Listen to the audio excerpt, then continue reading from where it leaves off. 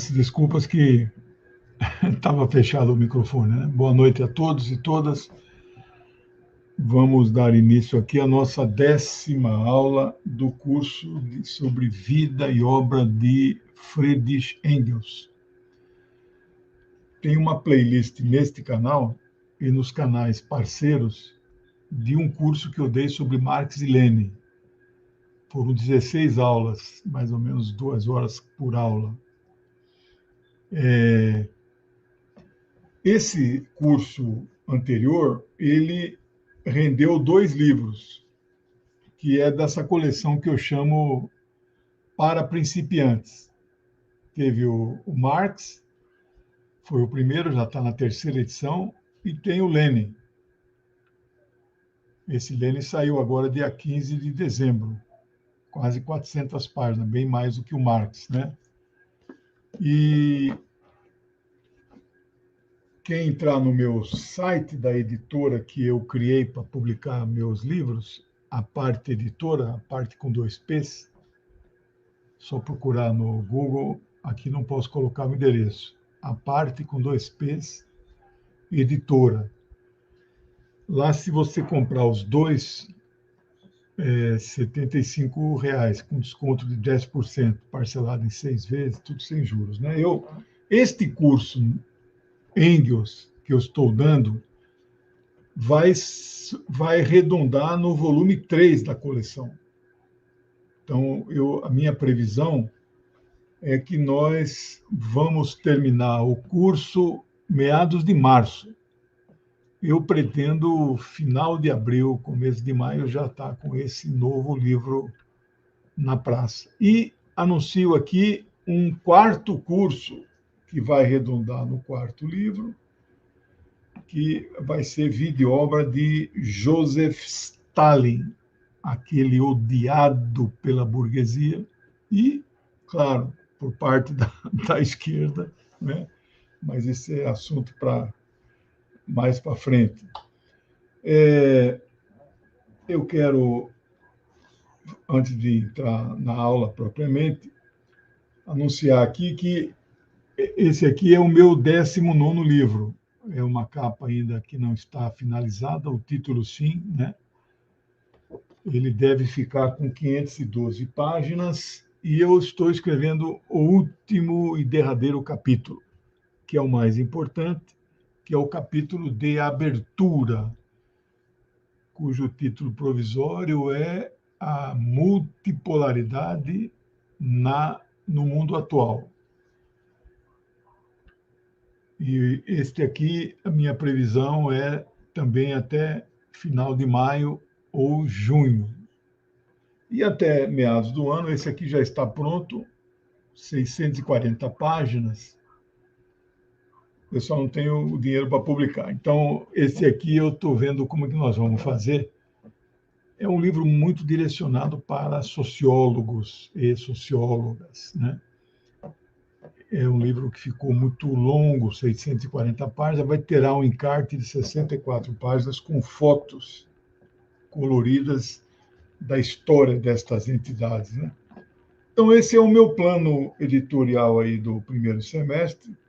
Então, lançarei o 19º, o 20º e o 21º livro. Tenho vontade e planos de, até o final do ano, lançar um ou outro, né? Bom, eu queria registrar, antes de entrar no curso,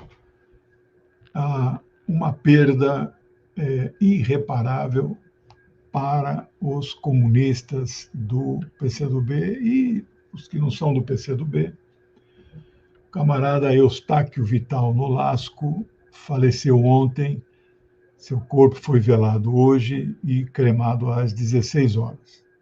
Eu convivi com ele mais do que 2 décadas, muito próximo, foi vereador na capital, foi do Comitê Central do Partido, trabalhamos juntos em andares diferentes, mas cruzávamos todos os dias. Um quadro operário, marxista-leninista, revolucionário, entrou na Juventude Operária Católica nos anos 60, depois foi para a Ação Popular, que virou marxista-leninista, e depois ingressou no PCdoB, a PML ingressou em 72. E até os seus últimos dias de vida, ele era membro do Comitê Central do partido, né? Então, que seja eterna a sua memória e vamos procurar seguir o seu exemplo, carregar a sua bandeira, que é a nossa bandeira.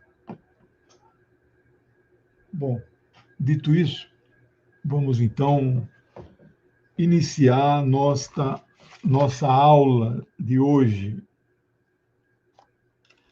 Quem está acompanhando o curso desde a primeira aula sabe que eu gastei 4 aulas para falar da vida de Engels. 2 foi audiovisual, né?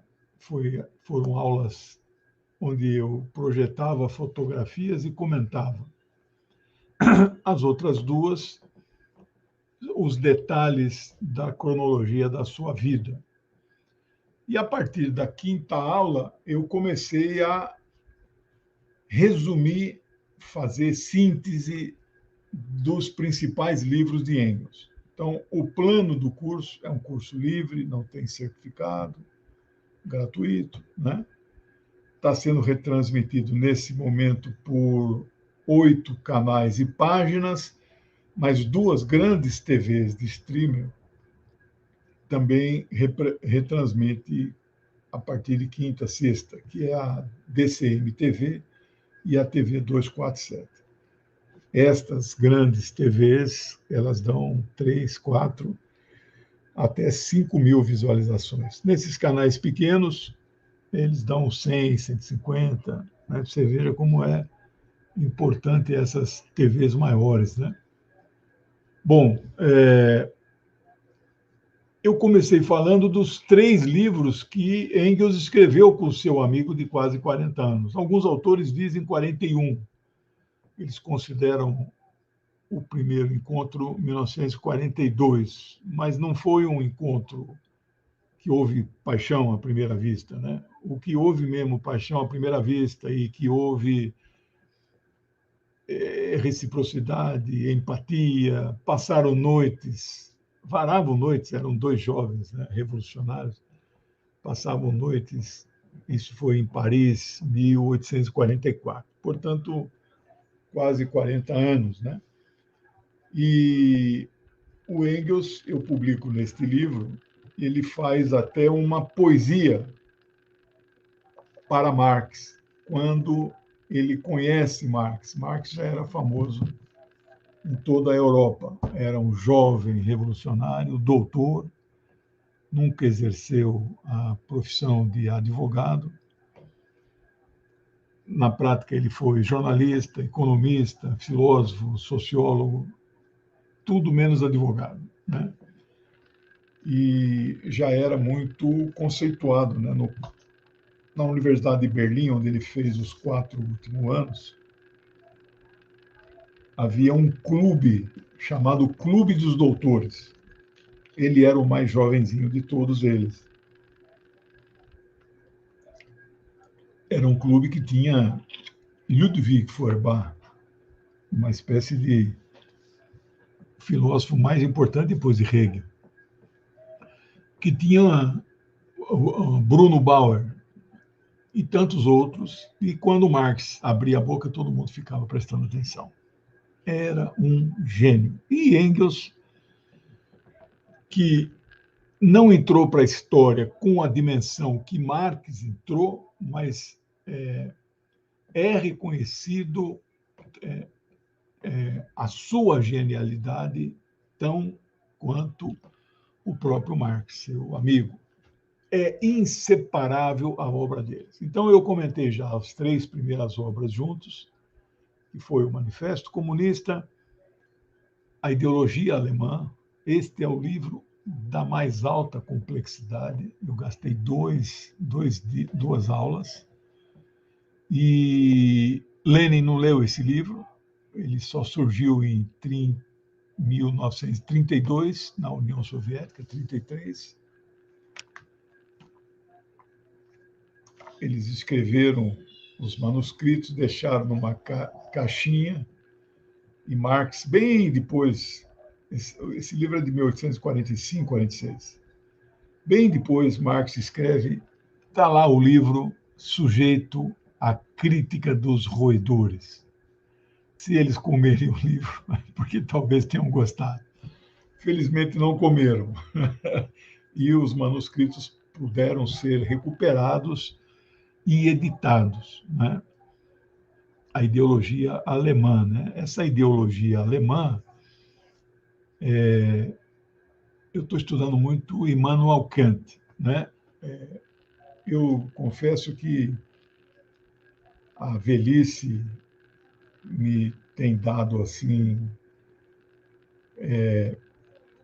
Na juventude, a gente às vezes comete erros. Por exemplo, Freud, tive muito preconceito com Freud.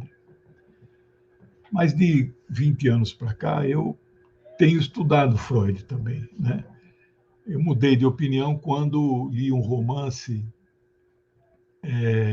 O Perfil do Assassino, não me perguntem o nome do autor, onde Freud é um personagem, né? E quem inaugura esse tipo de literatura maravilhosa é Humberto Eco. Que literatura é essa? É um romance ficcional, evidentemente, mas histórico, onde alguns personagens são verdadeiros, outros não. Então, isso começa há 36 anos, eu gosto muito de literatura, não sou um expert. O Nome da Rosa. Esse livro é apaixonante, 120 capítulos. O Humberto Eco fala assim, ele começa com uma citação em cada capítulo, a abertura. Ele fala assim, 2 das 120 são mentirosas, falsas. Ele nunca disse quais eram. Tem uma adaptação para o cinema que eu gosto muito. Quem não ler o livro, eu recomendo assistir filmes bons ou resenhas boas nesses inúmeros canais de literatura. O YouTube é uma maravilha. Então, você não vai conseguir ler o livro, mas assista um filme, assista o resumo da obra, né? Então, o Eco inaugura o personagem histórico é o Inquisidor lá. O romance passa em 1306, eu não lembro o nome dele, aquele que levou centenas de mulheres acusadas de bruxaria para a fogueira. Então, esse personagem é verdadeiro, tudo o resto é falso, né? Mas aí vieram outros autores, né? E eu gosto muito. Eu li, são 3 livros que Dante Alighieri é o personagem. Aliás, relia há pouco tempo agora. Ganhei de Natal uma edição da minha ex-esposa, A Divina Comédia, né? Inferno, Purgatório e Paraíso, né? É uma maravilha. Então, tem esses livros de romance, são 2 ou 3, que Dante é personagem. Depois veio 2 livros que eu li também, onde Kant é o personagem. E depois veio aquele Irving Yalom, né, um psicanalista de origem judaica.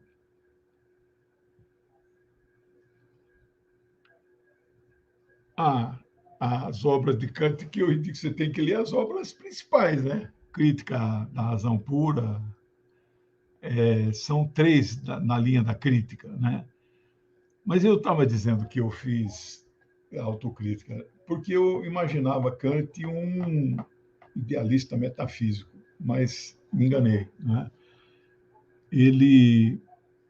O grande debate na filosofia, eu falei nas 3 aulas passadas, na época final do século XVIII, na Alemanha, era entre racionalistas e empiristas, né? E o Kant se coloca como mais para o racionalismo, mas tentando fazer uma teoria que unificasse tudo, né? Então, eu estou gostando muito.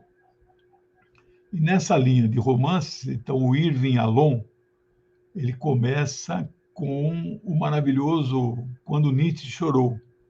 Fizeram uma adaptação no cinema, acho que brasileiro, inclusive, eu não assisti. E depois seguido do maravilhoso também A Cura de Schopenhauer, né? Então, aplicando a teoria de Schopenhauer, uma psicanalista, o dia a dia dela, né? Então, são esses livros aí que valem a pena serem lidos, né? Bom, essa introdução literária, né, sociológica, é muito boa. Eu, se um dia tiver tempo, farei teoria literária, que é um sonho antigo, mas acho que não terei tempo. Pouco tempo que eu tenho, eu estou escrevendo livros e participando desses programas ao vivo que muitos de vocês me acompanham, né? Dá muito trabalho. Eu faço o roteiro e todos, eu não falo de improviso, jamais. É muita responsabilidade, né?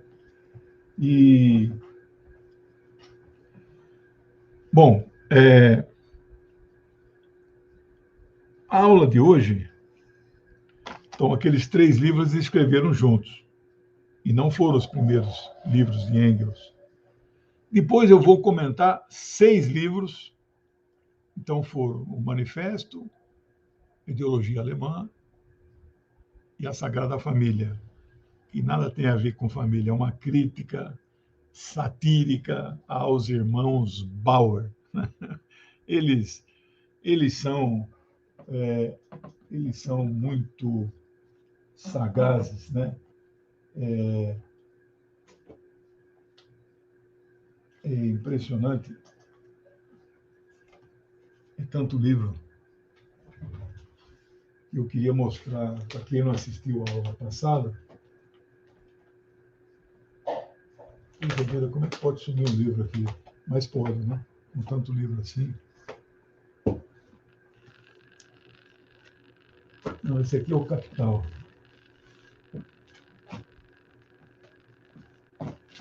Não recomendo nenhum de vocês começar a conhecer o marxismo lendo os 3 volumes do Capital, hein? Faz favor, não façam isso. Vocês vão ficar com raiva do marxismo, né? Depois eu posso prescrever uma série de pequenos livros básicos, e o primeiro não é também o Manifesto Comunista.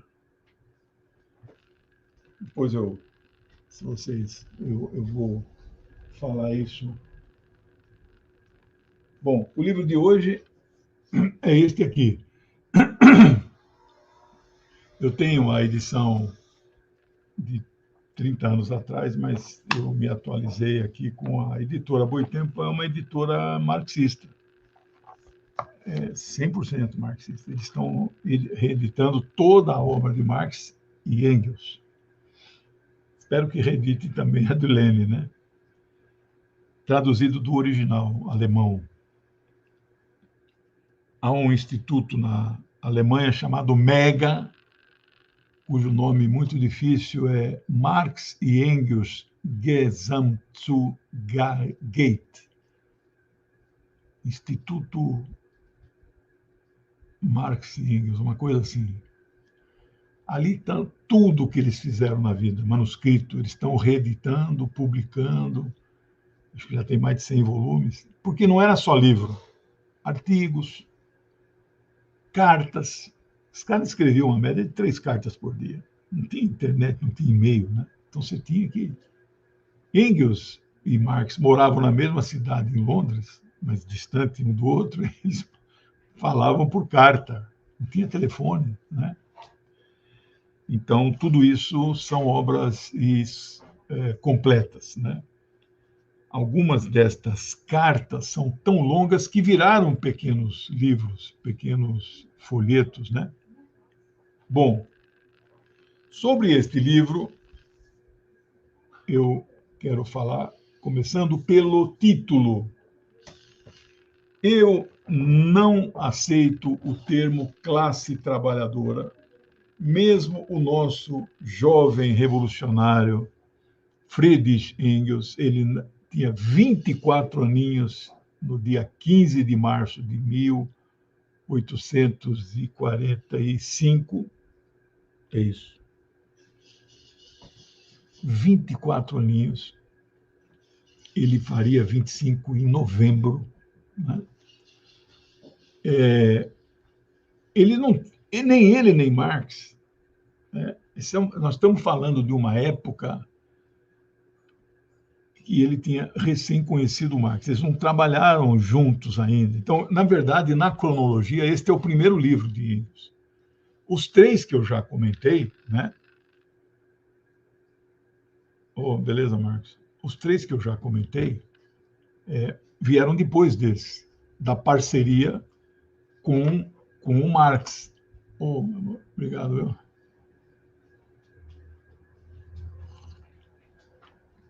Eu estou com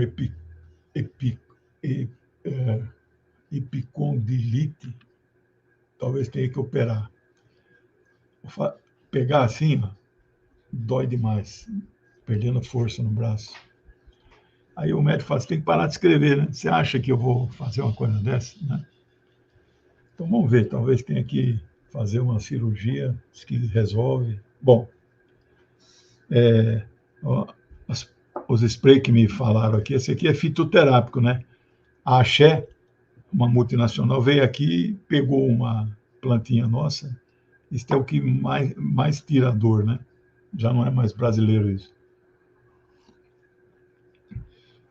O título, o problema do título, é o conceito de classe. Ele não era ainda a teoria marxista, ela antes de 1859, 60, ela não está ainda formada. E menos ainda em 44. Ele era um jovem, né? 24 anos, vocês façam um balanço de suas vidas, o que é que vocês escreveram com 24 anos, né? Eu já tinha escrito algumas coisas, publicado pequenos artigos em jornais, escritos panfletos nas faculdades, né? Mas nada de livro. Meu primeiro livro foi em 2003. Né? Então, esse jovem revolucionário. Quer o celular? Esse jovem revolucionário de 24 anos não tinha noção ainda da diferença entre trabalho e força de trabalho. Nem ele, nem Marx. Né? Tece críticas pesado à burguesia inglesa. Esse livro foi publicado em alemão, que é a língua nativa dele. Né? Então, o conceito de classe social que está no livro 3 do Capital, por isso que eu estava com ele aqui, né? Só na última página do livro 3, página 947, 948, uma página e meia é que Marx trata do conceito de classe social. O velho, que em vida só publicou o volume 1, 1867, Engels, que edita e publica com a maior fidelidade do mundo, fidelidade canina, como se diz, o volume 2 e 3. E o volume 4, começo do século XX, foi publicado por Karl Kautsky. Eu tenho as 3 edições, as traduções brasileiras direto do alemão, é a edição da Nova Cultural, coordenada pelo professor Paul Singer, né? ou Singer.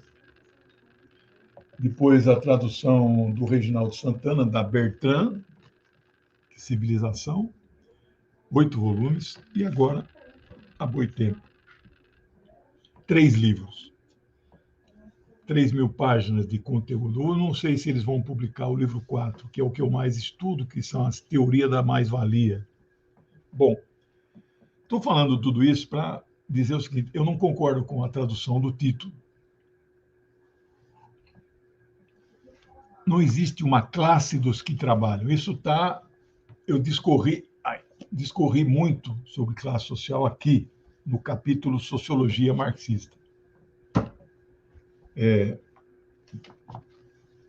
Como assim não existe uma classe dos que trabalham? Não. O conceito de classe para Marx e Engels, isso mais para frente na idade madura deles, está relacionado com o trabalho produtivo. Você, então, o seu trabalho enriquece outras pessoas, o outro, o outra, né? Que é a chamada mais-valia. Todos os trabalhadores produzem mais-valia? Não. Tem alguns que não produzem. Portanto, o conceito de classe proletariado, esse título está errado. Tanto está errado, não é? Que eu fui no original em alemão. O original em alemão é Arbeitendenklasse, que significa classe operária. Está aí o livro original. Arbeitendenklasse. Então, classe operária e não classe trabalhadora. E durante todo o livro inteirinho, ele usa como sinônimo de classe, equivalente à classe, ele usa, bom, daqui a pouco eu vou achar, proletário, classe operária, nenhuma vez ele usa no miolo classe trabalhadora. Então eu não sei por que cargas d'água traduziram para o português do Brasil e na Inglaterra. Na verdade, é o erro original da que traduziu para o inglês, que só surgiu 40 anos depois, né? 1885.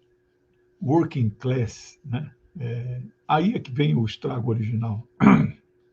Bom, ele escreve esse livro, não é? Depois que ele escreve, já com Marx, a Sagrada Família. Esse livro foi escrito entre 42 e 44, não é? A data exata da sua publicação é a data que o autor coloca, quando ele assina o prefácio, ele escreveu 15 de março de 1845. Portanto, faz 177 anos que esta obra veio à luz, né? Uma grande obra.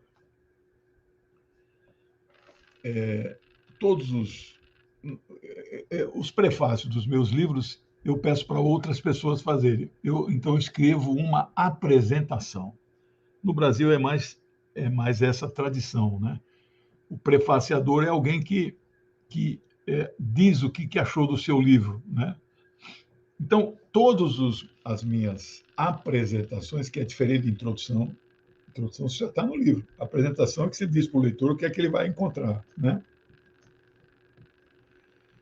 As minhas apresentações, eu não coloco data exata, né? Então, novembro de 2020, por exemplo, 2 vezes dos 18 que já saíram, eu acho que eu usei o termo verão de tal ano, inverno. Isto não é tradição no Brasil. Nós não. As estações do ano no Brasil não são exatamente como é no hemisfério norte. Então eu já não uso mais. Mas aqui ele usou 15 de março de 1845, né? Como ele é de 28 de novembro de 1820, portanto, ele tinha 24 aninhos. 24 aninhos.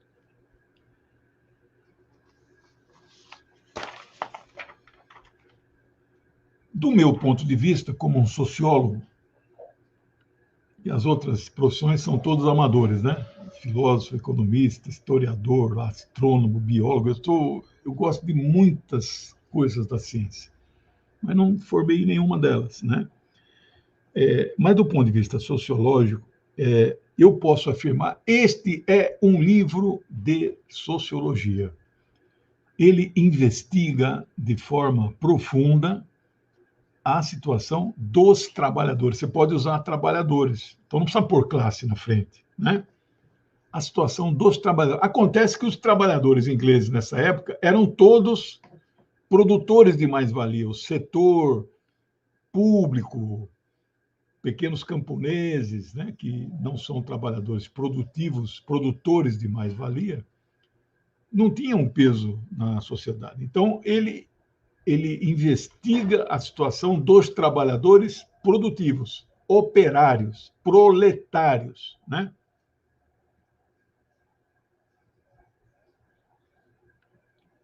O fato de servidor público não ser proletário não é um demérito. Ele é um trabalhador explorado, ganha pouco, etc. Mas o trabalho dele não enriquece alguém diretamente. E para enriquecer tem que ser alguém que seja detentora dos meios de produção. Bom, eu não vou entrar nisso porque vai fugir do nosso foco, mas eu espero que quem esteja nos assistindo tenha uma noção do que eu estou dizendo, não fique chateado comigo, porque trabalho produtivo não tem a ver com, olha, eu produzo mais que o meu colega aqui do lado. Também não tem nada a ver com ele. Trabalho produtivo é aquele que produz uma riqueza, né, maior do que se encerra e não fica com o trabalhador que a produziu, né? Essa deve ter sido a maior pesquisa feita à época sobre a condição de vida do proletariado inglês em todos os seus aspectos, mas também as suas lutas, e ele apresenta ele descreve a burguesia inglesa, mas descreve com muito nojo. Era um jovem bem revolucionário, né? Não era rebelde, era revolucionário. Esquerdista, podemos dizer, né? É, aqui no bom sentido do termo, né?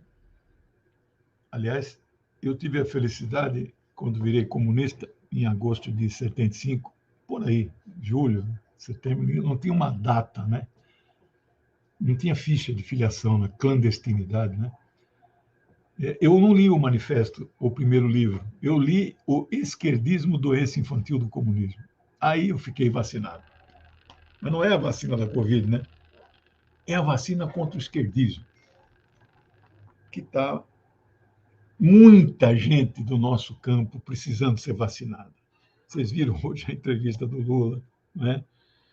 Mesmo os jornalistas ali, pessoas altamente preparadas, só queriam atacar o vice dele, né? Ah, vai ser o Alckmin, mas não pode ser o Alckmin e tal, né? Quer dizer, então, e o Lula se saiu muito bem. Do meu ponto de vista, se saiu muito bem. É um Lula mais radical, é um Lula mais anti-imperialista, é um Lula mais à esquerda, né?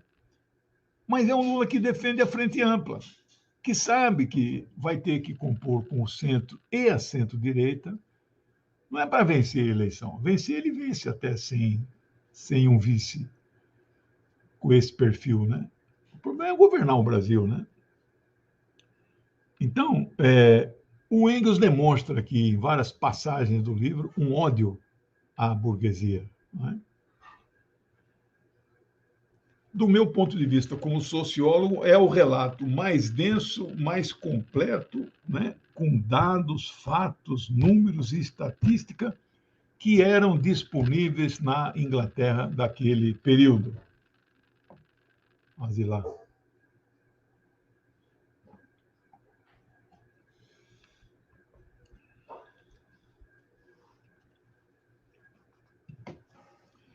Alguns autores dizem que é o relato mais fiel da situação do operariado inglês na primeira metade do século XIX.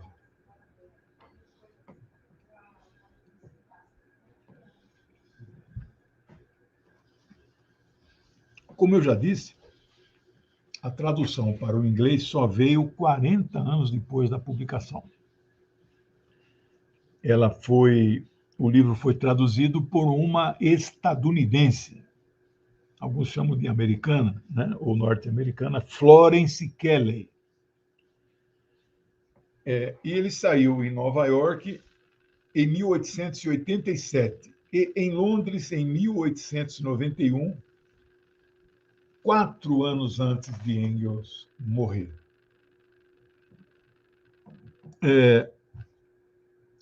E, claro, é a minha observação aqui no meu manuscrito, uma tradução autorizada pelo autor, que era vivo, né?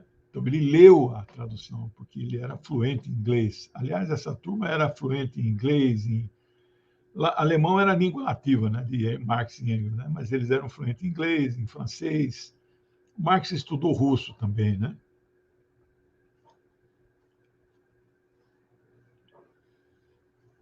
A segunda edição saiu em 21 de julho de 1892, portanto, há 130 anos, né? Vai completar agora, dia 21 de julho, a segunda edição. Segunda edição alemã, com um novo prefácio que Engels fez. Nesta edição aqui brasileira, esse segundo prefácio está no final. Até índices de mortalidade dos operários, não é mortalidade infantil, são registrados no livro, né? E Engels aponta, né, que são muito maiores estes índices nas cidades do que no campo. Portanto, é uma Londres, não sei se era vitoriana já, ou a Vitória vai um pouco depois, mas é uma Londres que tinha o fog e o smog, né, que era o auge da Revolução Industrial, né? Tudo era movido a vapor e a carvão. Então, a qualidade de vida, o ar nas cidades era muito ruim, né? Em cidades como Manchester, onde o pai de Engels tinha uma indústria têxtil, portanto, Engels é filho de um burguês, né? Então, Engels tem uma origem de classe burguesa, mas ele traiu a sua classe de origem, né? Eu também tenho origem burguesa, não, mas pequena burguesa, né? Sou filho, netos de comerciantes assírio-árabes, né, que eram refugiados do Império Otomano, vieram para o Brasil e abriram pequenos comércios, né?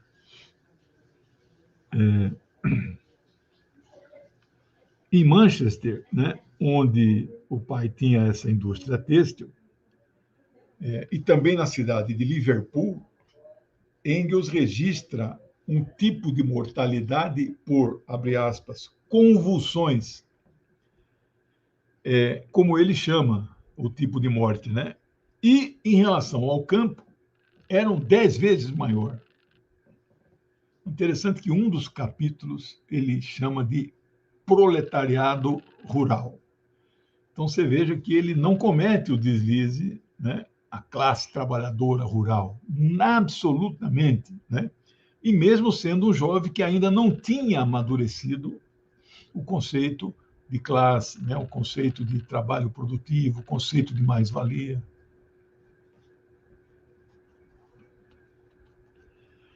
Para Engels, seria indispensável conhecer a realidade da classe operária para que se pudesse ter uma ampla fundamentação das teorias socialistas. Ele, por certo, ele não conheceu Lenin, né? Quando ele morre, o Lenin já tinha 25 anos, mas eles nunca cruzaram, né? Mas o que ele quer dizer aqui, né? Conhecer as teorias socialistas, Lenin vai usar a sua frase mais famosa, né? Sem teoria revolucionária não há prática revolucionária. Eu falo isso para companheiros e companheiras, lutadores que não são comunistas, né? São líderes aí de vários setores, sindicais, favelados, bairro, mulheres, né? Que nunca leram um livro de teoria revolucionária, nunca leram Marx, nunca leram Engels, nunca leram Lenin, Stalin, Mao. Meu plano é fazer um curso de Mao. Se eu conseguir, o meu plano é esses 5 livros para principiantes, aí fazer aquela caixa, sabe aquela caixinha box? É bonito, né? Temos que sonhar, como diz Lenin, né? Mas acreditar e tentar realizar inescrupulosamente os nossos sonhos, né? Quem sabe eu consigo, né? E aí na caixinha do lado, assim, a cara dos 5. É. Vamos ver. Capital eu não tenho. Tenho só vontade de. Aliás, Engels era o patrocinador de Marx, né? Eu não arrumei ainda um Engels na minha vida, né? Ou uma Engels, né? Poderia, ou um conjunto de pessoas que pudessem, né, ajudar. Assim, eu tenho 10 livros para publicar, né? Todos eles com algum grau de. Aliás, o mais importante, teórico, vai ser a obra-prima da minha vida, que é que eu espero em vida publicar, que é exatamente. Tá difícil achar aqui, viu? Porque eu mando fazer as capas dos livros futuros, está aqui, ó.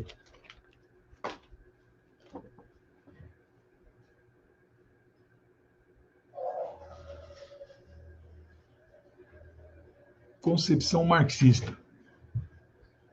Já tem muita coisa escrita e pesquisada, né?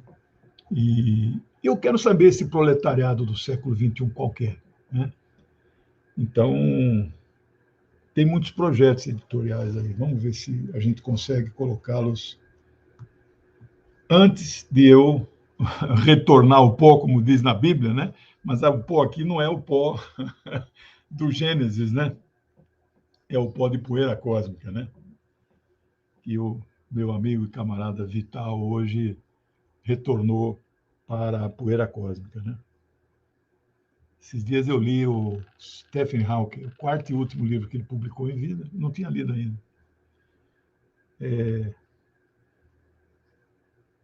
Respostas para grandes questões, uma coisa assim, né? O cara é gênio, um gênio, né? Bom, então, conhecer a realidade da classe ajudaria a fundamentar as teorias socialistas, né? E garantir o seu direito de existir enquanto classe social. Aqui, este jovem revolucionário e o Marx, amigo dele, eram influenciados pelos socialistas franceses utópicos, Charles Fourier e Saint-Simon, né? Mas também por um inglês famoso, Robert Owen, e um italiano pouco conhecido, né, mas eu conheço, lia La Città del Sol, Cidade do Sol, Tommaso de Campanella. Eram todas pessoas de bom coração, queriam a igualdade, mas não diziam como é que era possível chegar numa sociedade onde não tinha dinheiro, não tinha classe, não existiria explorados e exploradores, né? Então, este é um livro inteiramente dedicado à classe operária inglesa. Então, ele estudou, pesquisou, entrevistou, não é? Anotava, não tinha gravador, né? Então, ele expõe essas condições em que o livro foi produzido. Deixa eu ver que eu aqui recomendo ler alguns trechos que eu selecionei para vocês, né? Que é o seguinte: a quem Engels dedica o livro? Trabalhadores, né? É a vós que dedico uma obra na qual me esforcei por apresentar aos meus companheiros alemães um quadro fiel de vossas condições de vida, de vossos sofrimentos e lutas, de vossas esperanças e perspectivas. Vivi entre vós tempo bastante para alcançar o conhecimento de vossas condições de existência, às quais consagrei a mais séria atenção, examinando os inúmeros documentos oficiais e não oficiais a que tive a oportunidade de consultar.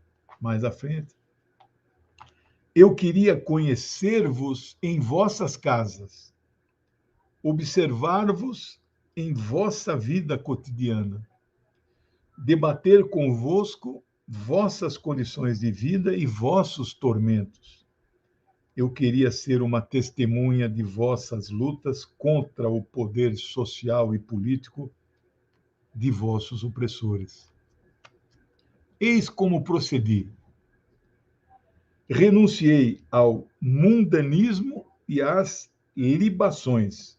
Renunciei ao vinho do Porto e à champanhe da classe média e consagrei quase que exclusivamente todas as minhas horas vagas ao convívio com simples operários. Então, você veja que um jovem de 24 anos, rico, mais que rico, milionário, né? Mais adiante, não possui, na realidade, outro objetivo que enriquecer à custa, não possui, do vosso trabalho. Enquanto puder vender o produto dele, está falando da burguesia, e deixar-vos morrer de fome quando já não mais puder lucrar com esse comércio indireto de carne humana.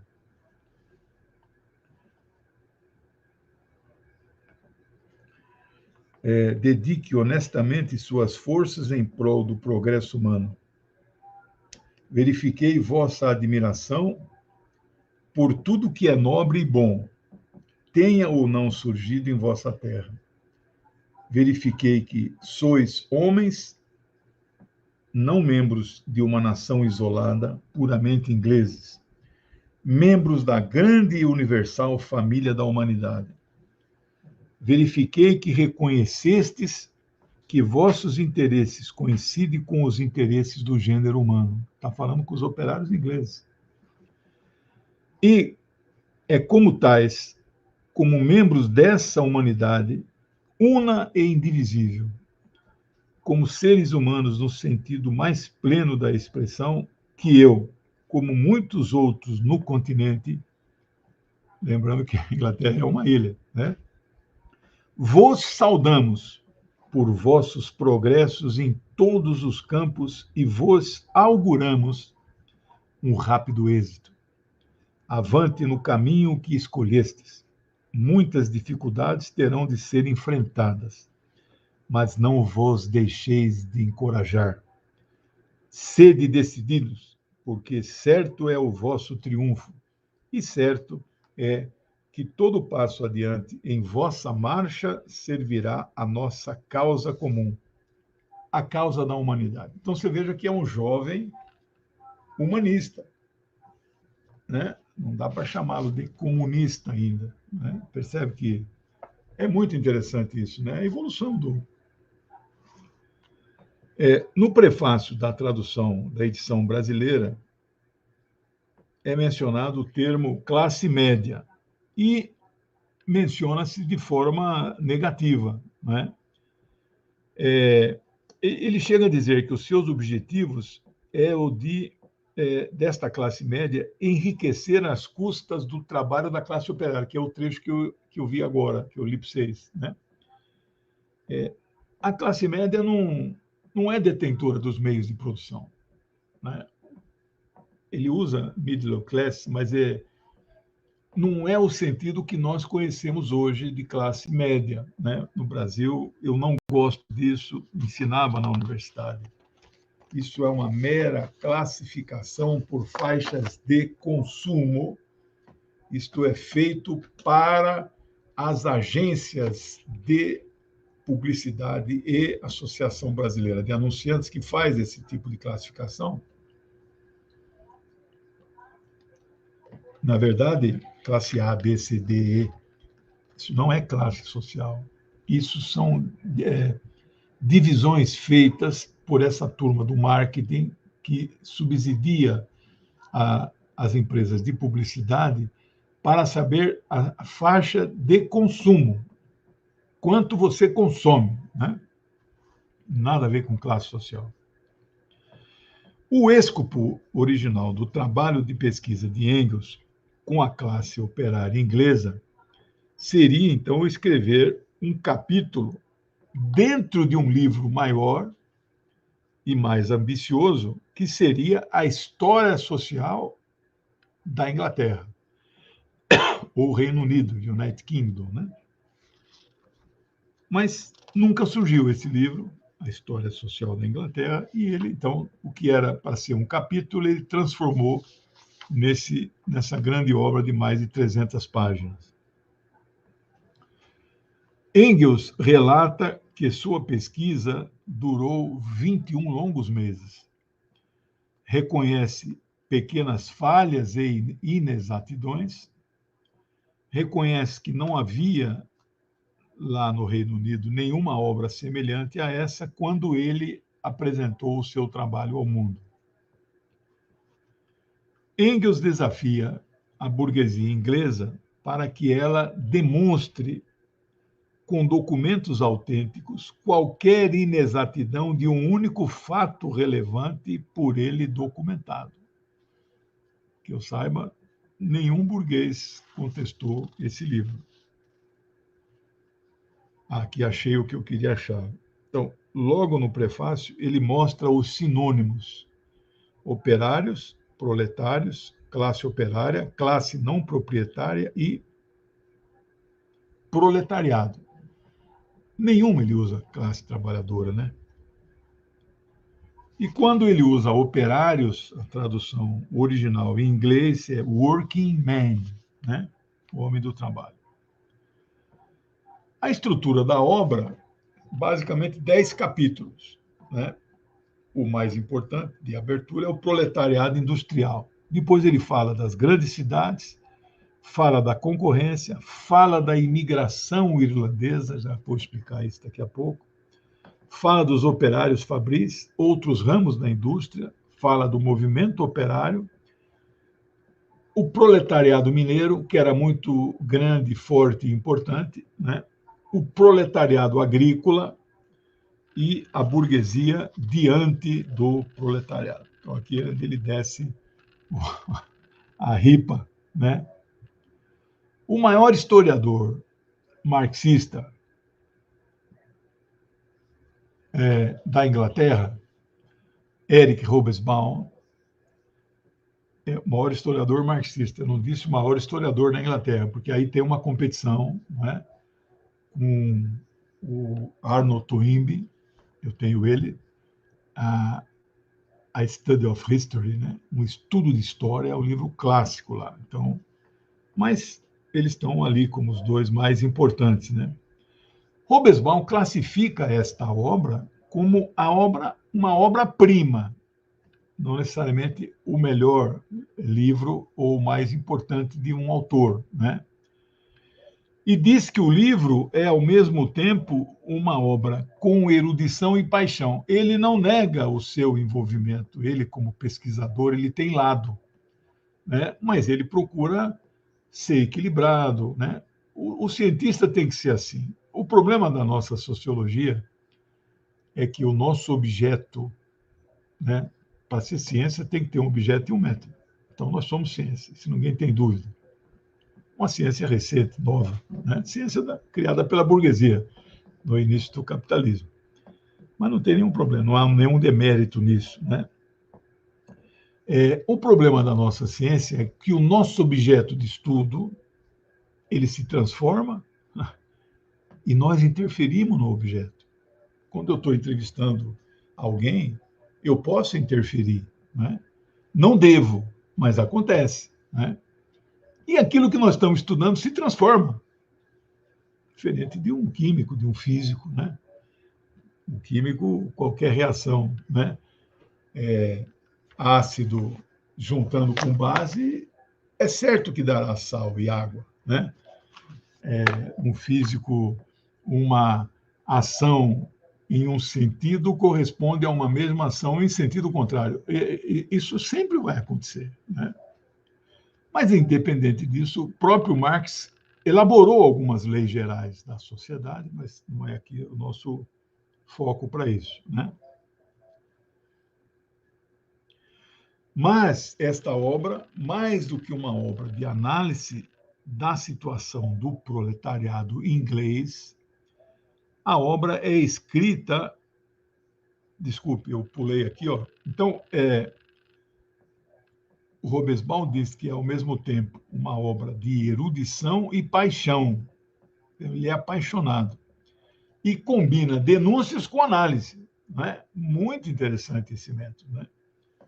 Mas, então, é uma obra escrita em uma perspectiva de superação revolucionária da realidade de miséria vivida pelos trabalhadores ingleses. O livro analisa a situação fabril, aborda temas cruciais como, veja como é o escopo, como ele é amplo. Trabalho infantil, salários miseráveis, pagamentos que não sejam em dinheiro, não pagava em produtos, por exemplo, né? É isso, camarada Ivo. Já fiz aqui um necrológico do Vital. Trabalho da mulher, condições de moradia, saúde, questões sanitárias e alimentação. E sobre questões sanitárias, eu quero aqui ler um trecho para vocês.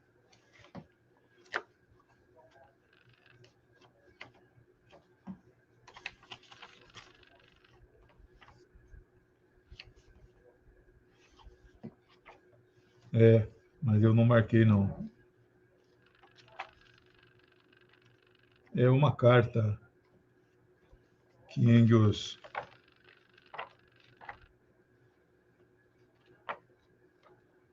localizou, uma carta de uma burguesa, claro que ela não assina nessa condição, e aí o tradutor até coloca uma nota explicativa, está aqui, carta de uma burguesa. Essa é a minha opinião, né? Ela está assinando uma senhora. E o tradutor diz que Engels não citou a edição do jornal em que esta carta foi publicada. Está aqui na página 310. As pesquisas feitas na coleção do periódico não localizaram essa carta, mas encontraram uma subscrita por uma mulher que sofre, vazada em termos muito semelhantes e publicado na edição de 20 de dezembro de 1843. Mas vamos ler aqui a carta desta uma senhora. Senhor diretor, já há algum tempo nas ruas das principais de nossas cidades se encontra uma multidão de mendigos que, ou vestindo farrapos e aparentando aspecto doentio, ou expondo chagas e deformações repugnantes, olha o nojo dela, procuram despertar a compaixão dos transeuntes, de um modo desagradável e até indecoroso.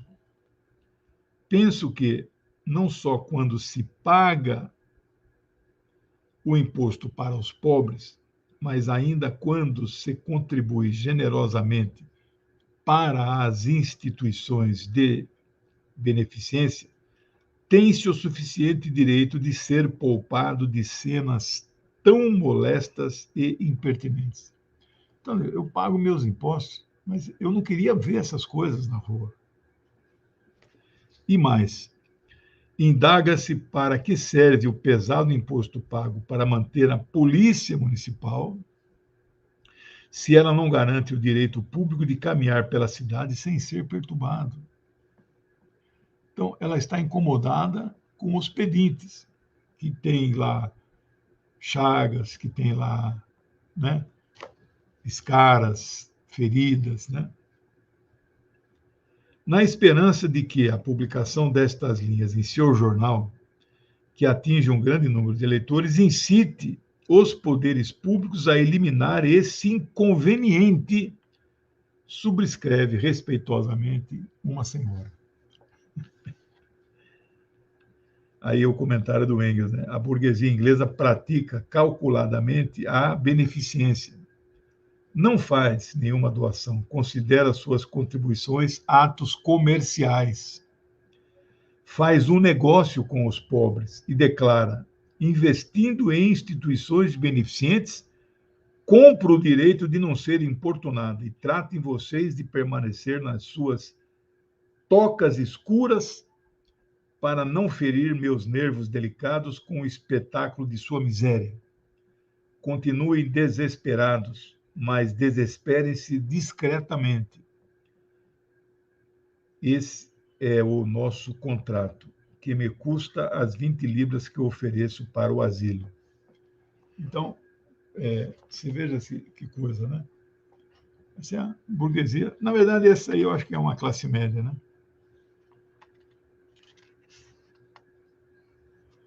Engels, ele não trabalha, por certo, apenas com os dados oficiais. Ele usou folhetos, artigos, panfletos sobre a temática da situação do operariado inglês. A visão do Engels é revolucionária. Ele associa classe operária à revolução industrial. A sua tese central é que o próprio capitalismo criou essa estrutura social injusta que gerou uma guerra social. Engels mostra o impacto dessa revolução industrial no processo de concentração industrial fabril, né? Concentração também de renda e riqueza e a consequente pauperização do operariado ou proletariado. Os irlandeses, né? A Irlanda é um país mais pobre do Reino Unido, né? Irlanda, Inglaterra,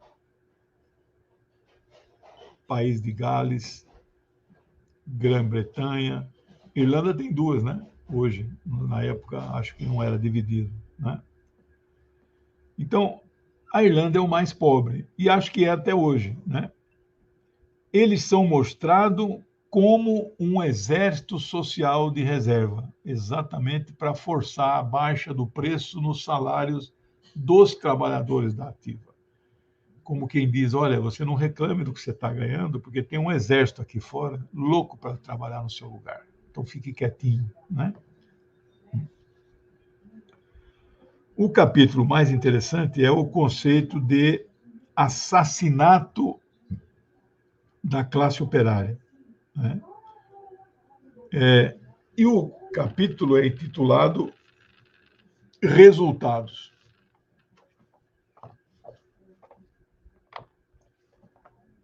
Eu nunca tinha visto um conceito. Esse é um livro que eu li na juventude, faz 40 anos, né? Agora estou relendo.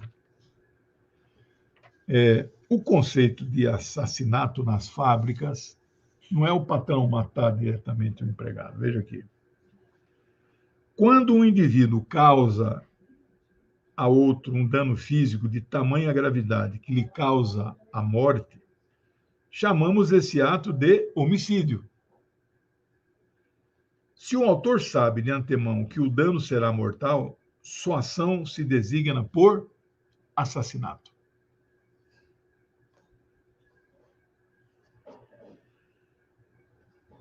Quando ela priva, aí a burguesia, milhares de indivíduos do necessário à sua existência, pondo-os em uma situação que lhes é impossível subsistir, quando ela constrange pela força da lei permanecer nessa situação até que a morte sobrevenha.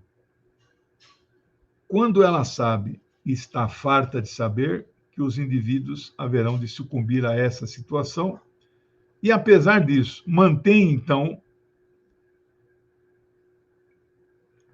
essa situação, o que ela comete é um assassinato.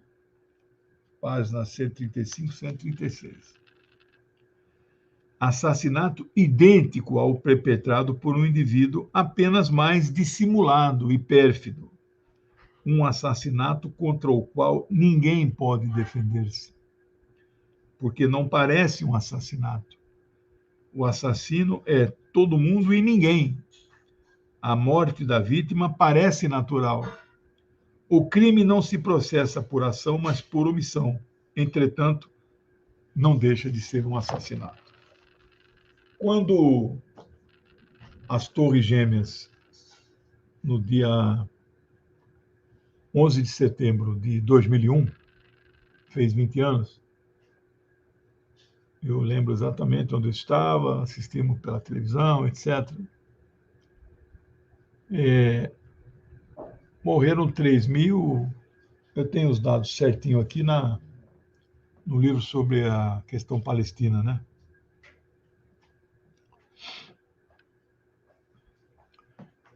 3.400 estadunidenses. E a humanidade inteira chorou. Todo mundo chorou, né? Eu não chorei, eu achei o evento impactante, mas não despertou assim um choro, assim uma emoção né? E nós não apoiamos uma coisa daquela, foi um erro, né? Se é um ato terrorista que nós condenamos, mas, né? Um mês ou dois depois, ainda naquele ano, eu publiquei numa revista teórica do PCdoB, chamado Princípios, existe até hoje, em 40 anos. Hoje só edição eletrônica. Eu publiquei um artigo longo sobre terrorismo, a história do terrorismo. Aí,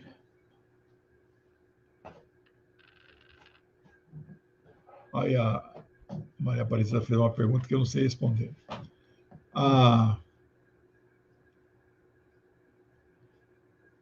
Eu calculei quantas crianças morrem de fome por ano no mundo, naquele ano, ou no ano anterior, 2000, né? E dava mais ou menos, sei lá, 3.000 por dia, uma torre gêmeas por dia. Aí eu dizia assim, na linha do Engels, quem é o assassino destas crianças? Ninguém sabe, ninguém chora, né? É uma coisa difusa. Mas tem um criminoso, chama-se capitalismo.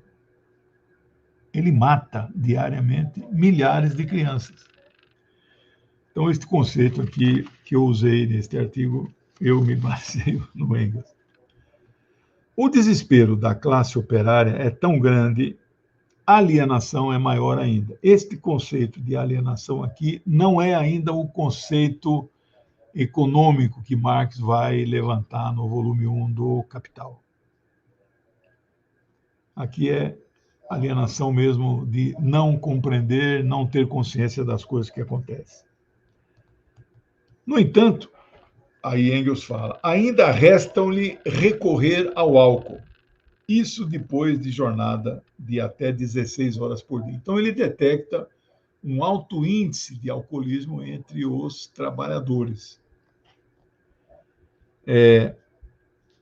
Esta obra é a primeira obra de caráter sociológico, né, da Inglaterra, que se baseia em uma concepção materialista dialética, ainda que muito incipiente. Ele, Engels, e nem o seu amigo Marx, ainda não tem claro, não é, a formulação. Aqui eles não romperam ainda com o hegelianismo, eles eram jovens hegelianos de esquerda, né?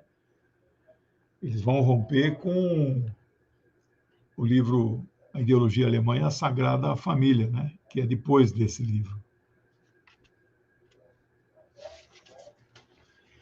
Em síntese, é a maior obra que mostra o maior raio-x da situação do proletariado no auge da Revolução Industrial, suas condições de vida e de trabalho.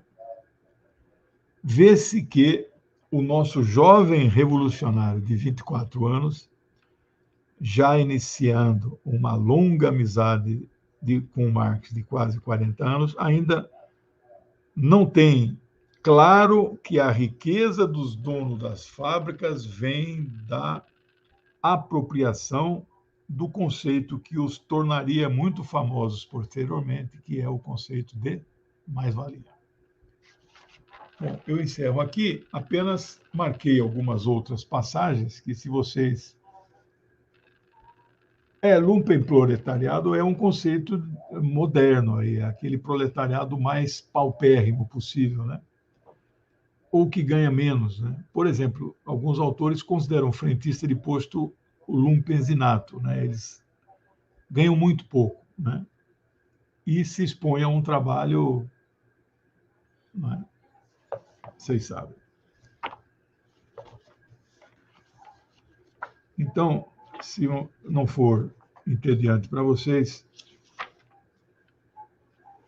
quero ler um poema sobre a opinião dos operários sobre fábricas. Escrito por Edward Mead, poeta vinculado ao movimento operário, que publicava especialmente no Northern Star. O poema evocado por Engels veio à luz em 11 de fevereiro de 1843, sob o título O Rei Vapor. Ao reproduzir o poema, Engels omitiu 2 de suas estrofes. Não sei o motivo. Então, leio para vocês aqui. Existe um rei, um príncipe furioso, não a imagem sonhada pelo poeta, um tirano cruel, bem conhecido dos escravos brancos. Esse rei imperioso é o vapor. Ele tem um braço de ferro, né? E embora só tenha um, há nesse braço uma força mágica que destruiu a milhões. É feroz como Moloque. Moloque é um mito, acho que judaico, né, tipo, entre os árabes é chamado de Djinn, D-J-I-N, Djinn, que é pequenas entes espirituais ruins, malvados, né? É feroz como Moloque, seu antepassado, que por um tempo viveu no vale do Rimon. Fogo ardente são suas entranhas, e crianças são o seu repasto. Olha, comia criança.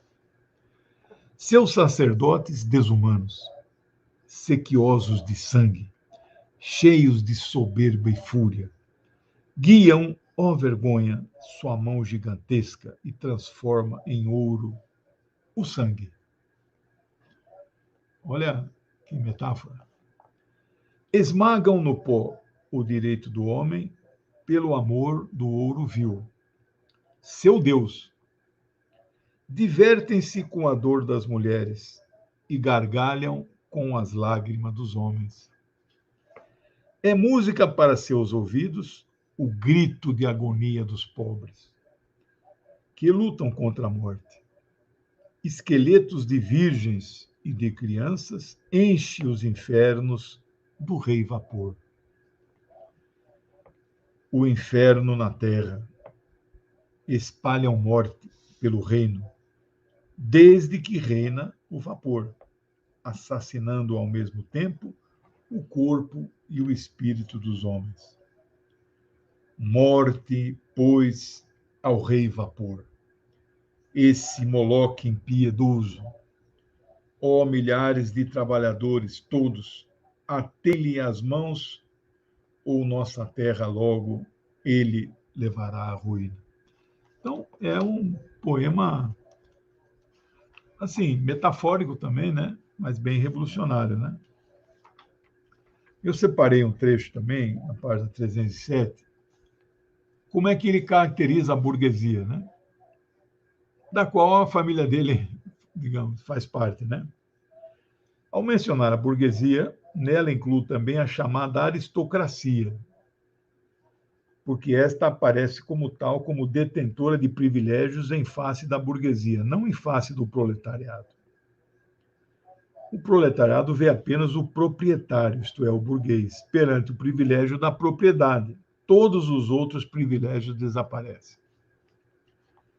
Desconheço uma classe tão profundamente imoral, tão incuravelmente corrupta, tão incapaz de avançar para além do seu medular egoísmo como a burguesia inglesa. Nossa, com 24 anos, ele acabou com a burguesia, sem falar um palavrão, né?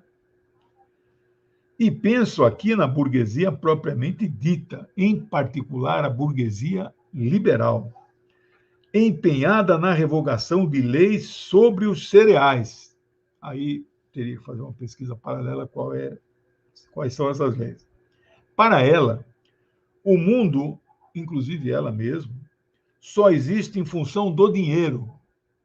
Sua vida se reduz a conseguir dinheiro, a única felicidade de que desfruta é ganhar dinheiro rapidamente e o único sofrimento que pode experimentar é perdê-lo, o dinheiro, né?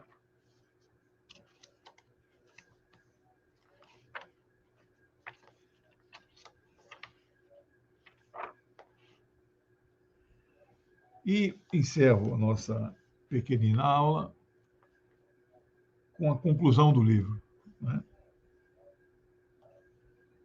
Que diz mais ou menos assim: as classes vão se opondo cada vez mais nitidamente. O espírito de resistência cresce dia a dia entre os operários. A cólera torna-se mais intensa. As escaramuças isoladas da guerrilha confluem para combates e manifestações mais importantes. E, em breve, um pequeno incidente bastará para desencadear a avalanche. Então, certamente, ecoará por todo o país o grito: guerra aos palácios, paz nos campos. E já será tarde para que os ricos possam se pôr em guarda. Então, ele, como um jovem idealista, né? Eu chamo de revolucionário, mas aí é um embrião de revolucionário. Então, ele sonha com a eclosão de que os palácios sejam ocupados, tomados, e já se passaram 177 anos e isto ainda não aconteceu. Mas acontecerá mais dia, menos dia. Aí não é o Engels falando, é este modesto professor velho, marxista, inveterado, carcomido, nos seus últimos anos, antes de se juntar à poeira cósmica. Bom, pessoal, espero que vocês tenham gostado. Eu não tenho aqui a lista, mas semana que vem mais um livro e vai acabar o curso, né? Se são 6 livros dele sozinho, esse aqui é o primeiro, então tem 5 quartas-feiras, né? Tá bom? Espero que vocês tenham gostado. Peço desculpa por alguma falha, mas eu tenho feito o melhor de mim aí, tá bom?